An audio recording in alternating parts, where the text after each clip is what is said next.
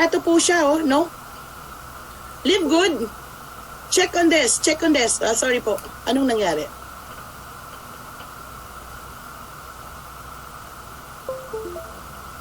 Okay. So, dito, kung titingnan po natin, sorry po, no? Tingnan po natin ng mabuti, no? Na itong mga subscription industry na to, like Netflix, Amazon Prime, Costco, Disneyland, Disney, Sam's Club, nagbabayad po tayo dyan either on a monthly basis or an annual basis. So, meron pong $9.99, meron pong $15, depende, no? So, meron din pong annual na subscription. So, same thing also with our company. Ito po siya. Naihahalan tulad po si Live Good sa mga subscription industry na yan with the popular membership. However, itong mga company na to, hindi po yan nagja-generate ng income. Are you with me? Again and again, Live Good is the membership that pays. Live Good is a subscription company that generates income. Okay, so pwede bang palakpakan naman po natin si Live Good dyan? Grabe, no? Nakaka-excite ba yon?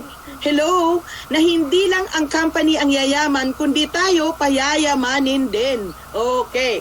So now, let me proceed. Itong Amazon na to, dito po kino-compare si Live Good. You are aware who is Amazon, right? So nag-umpisa po ito noong July 16, 1995 na kung saan it officially opens its business as an online bookseller. Sa libro muna nakafocus si Amazon. However, it goes beyond books.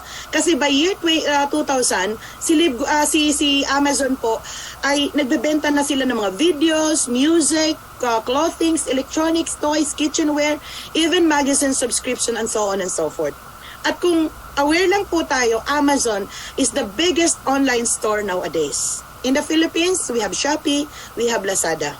Are you with me? Hello? So with this, dito po si Live Good, yan po yung pattern natin, no? Now we're in, Live Good is based in Florida. Now we were launched on last December 13 of 2022 with a business of a membership that pays. And by the way, we are open in 200 plus countries with a back office that is multilingual. So ibig sabihin, hindi po nakakatakot na makipag-usap ka ng Arabic, ng Indian, makipag-usap ka ng mga Indonesian, no? Mga Chinese, kasi meron po tayong multilingual back office. It's one of the back office that's really very, very sophisticated. Actually, ang back office natin, pwede po nating Tagalogin. Meron po dong options. Okay. A round of applause for Live Good.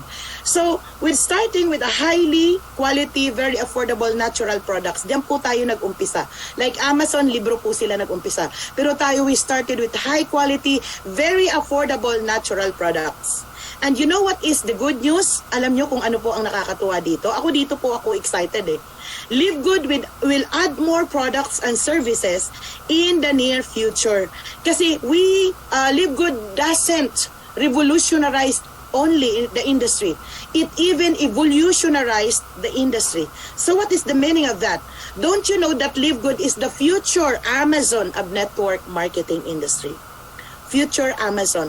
Because according to Ben Glinsky, magkakaroon daw po tayo ng hundreds of product lines in the back office. Wow! So isipin mo, you do shopping at the comfort of your home, at the tip of your fingers, na nagbe-benefit ka pa at nagja-generate ka ng income. So exciting ba yon?